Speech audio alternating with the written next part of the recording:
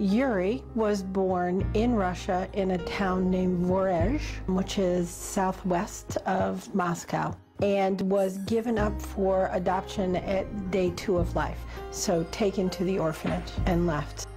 Around the 5th to 6th week of Yuri's mother's pregnancy in Russia, when he was a fetus, his abdominal wall did not form, so he was born with his bladder and all of his genitalia open to the outside world. This is a major birth defect that occurs about 1 in 50,000 live births. He would have died of kidney infections or kidney failure probably by the age of 10. Teen years would have been a long life for him had he not been treated. There was a social worker who found Yuri in the hospital. She got him out on a medical visa and found a family in Erie, Pennsylvania, who agreed to have him for a little while. That family took him to a urologist in Erie, Pennsylvania, who'd been trained by Dr. Gerhardt.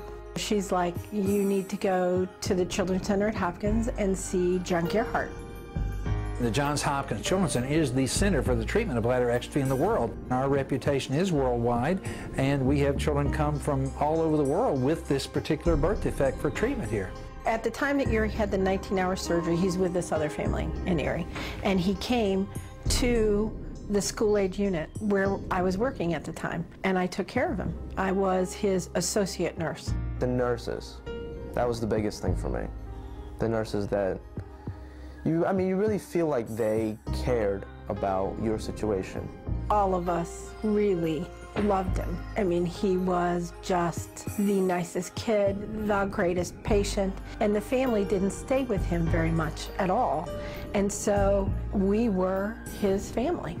We were the ones that took care of everything. It was clear when he was on the 9th floor of the Children's Hospital, as the days and the weeks went by, Pam Butler was falling in love with this child, and this child was falling in love with Pam Butler. And it was probably one of the highlights of my career just to see this interplay and to see this happen. I love kids, and my husband loves his children, but I wasn't sure how he'd feel about doing this. And he just said yes. There was no talking him into it. There was just, okay, you sure it's gonna be okay?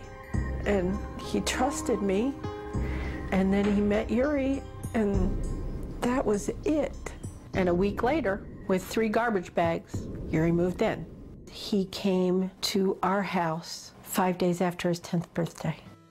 I remember getting here, and these guys accepted me the moment I walked in the door.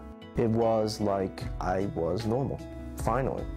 The fabric he's woven in to the picture of our family, so integrated that it's hard to think about when he just wasn't my son. Well, that's cool. There's no way Yuri would be 21 and going to college had he not had that surgery.